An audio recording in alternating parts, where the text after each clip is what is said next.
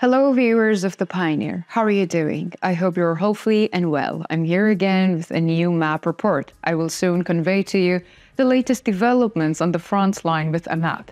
Every detail of the war of the century should be followed carefully because the struggle of the Ukrainian people and the Ukrainian army is not only for the occupied Ukrainian lands. Ukraine is also trying to protect the whole world from Russian expansionisms. This great struggle deserves appreciation in every aspect. Looking at the latest reports, we do not observe a major change in the strategy of both sides. The Ukrainian army is trying to hold on to its defensive positions while the Russian army continues its offensive at the cost of losing more than soldiers, equipments, ammunition, and armored vehicles. On the other hand, the morale of the Ukrainian army is good and the resistance continues with all its strength. So, what is the latest situation on the front line? Let's take a look at the developments together. As the Pioneer team, we continue to bring the Russia-Ukraine war to your screens. Don't forget to subscribe to our channel and turn on notifications so as not to miss our daily map report and reports on the agenda. You can also support me and my team by using the super thanks button below the video. Thank you in advance for your all supports. Let's start if you are ready, the Pioneer reports. Let's talk briefly about the developments on the Kherson front line. Today, this area was quiet compared to the past few days. Therefore, we will not be able to devote a lot of space in our reports. According to the latest reports, the Ukrainian Armed Forces Marines continued their presence in the direction of Krinky and the vicinity of the Delta Islets. We have stated this many times before. Defending the Delta Islets here is a huge risk for the defending side. It makes no difference whether it is the east or the west bank of the river. Whichever side it is, the attacking side is always more advantageous. Here we can talk about a limited dominance of the Ukrainian armed forces on a few Delta islets. According to the latest reports, this dominance is maintained, but there is one issue I would like to draw your attention to.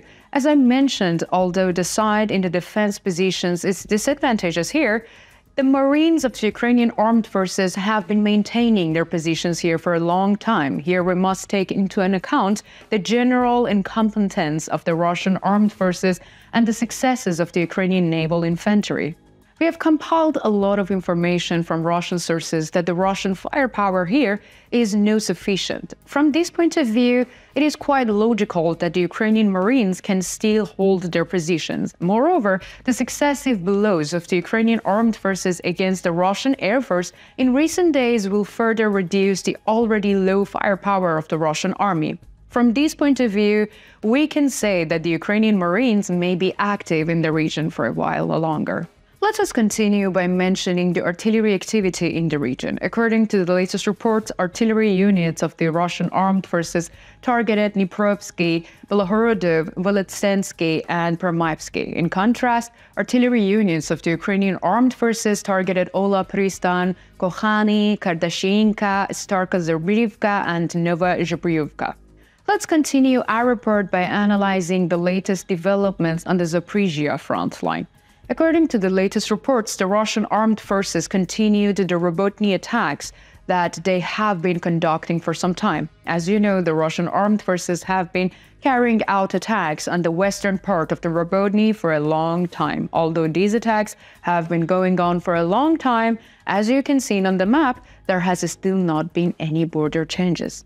In the direction of Verbov, Russian armed forces attempt another attack. Artillery units of the Russian armed forces were largely active in this region. However, here too, the defense forces of the Ukrainian armed forces managed to hold their positions. There are no recorded border changes in the Verbov direction. In recent days, the Ukrainian armed forces made an unexpected move on the Robotny sector of the Zaporizhzhia front line. Here you can see the Lyubkov area. In the vicinity of Kamyansky and Lyubkov, the Ukrainian armed forces went on the offensive. There are some new gains of the Ukrainian armed forces in the area.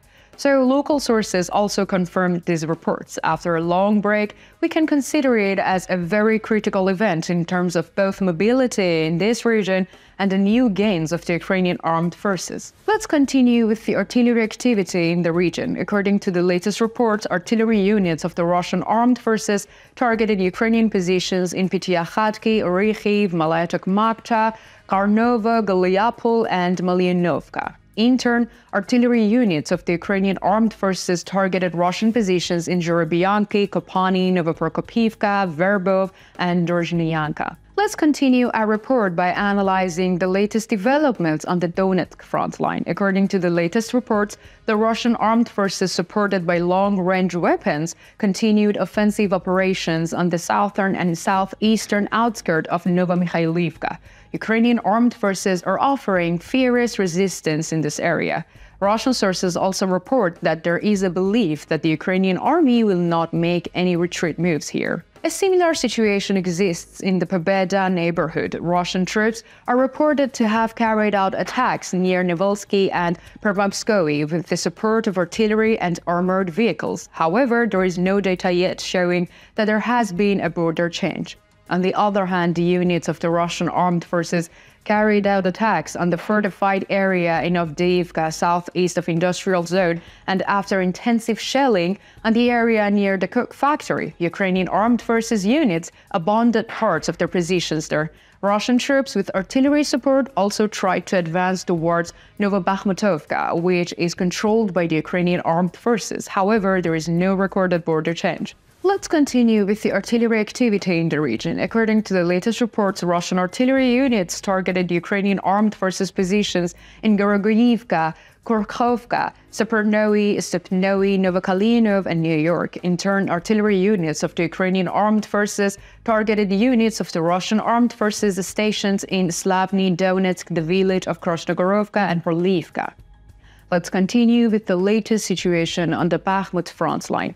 According to the latest reports, the Russian armed forces, supported by artillery, launched an offensive near Andriivka on the hills northwest of Klishchivka, near Ivanivsky and Bogdanivka. In the vicinity of Ivanivsky and Bogdanivka, we can speak of new gains of the Russian army.